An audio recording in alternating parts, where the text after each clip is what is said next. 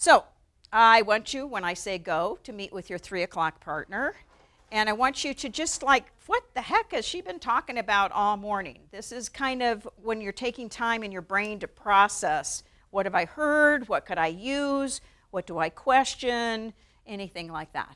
Go. 3 o'clock partner.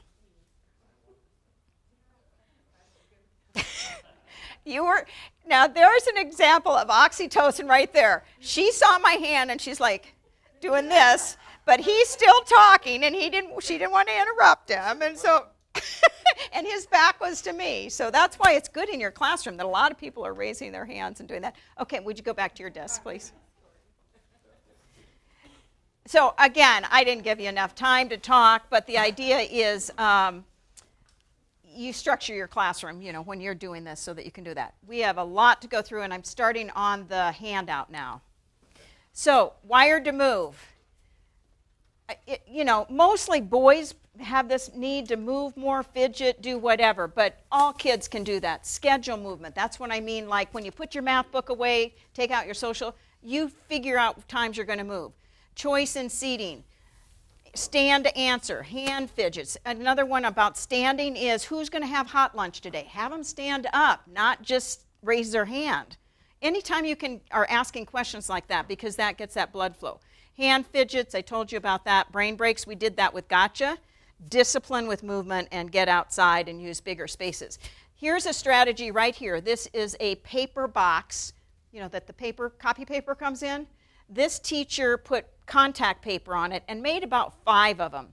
These kids are taking a spelling test, and some of them prefer to stand to do their spelling test, and so they just put the box on their desk, and now they have a standing desk because, of course, they sell standing desks, but they're expensive. Competition, ping pong does not cost much for your schools to have ping pong because it's great hand-eye coordination competition, great for lunchtime, that sort of thing. And here, again, are the balls, which you've seen, activity balls. So I just have some pictures here, standing desks. This one has like a swing thing down here, not just standing. So that they'll be able to do that. These are like tractor seats. She got them at Walmart, and they can move around.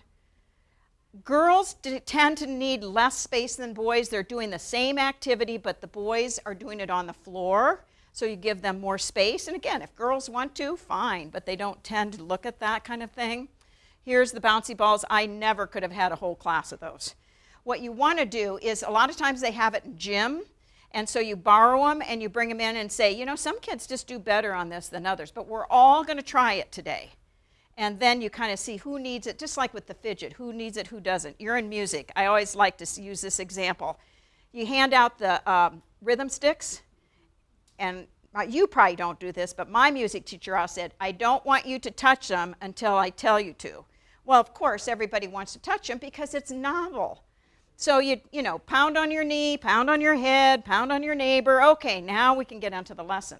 As a middle school science teacher, we did a lot of measurements using pencils. Rulers have a hole in it, so everybody's doing the helicopter with the pencil. So I'd say, okay, see how many revolutions you can do in 10 seconds?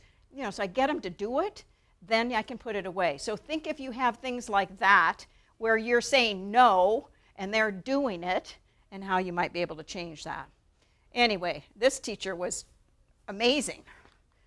Sometimes it's kind of like a whoopee cushion, but they can take it from class to class. Brain breaks, we talked about that. All you have to do is go to Pinterest. You can get a bazillion ideas there.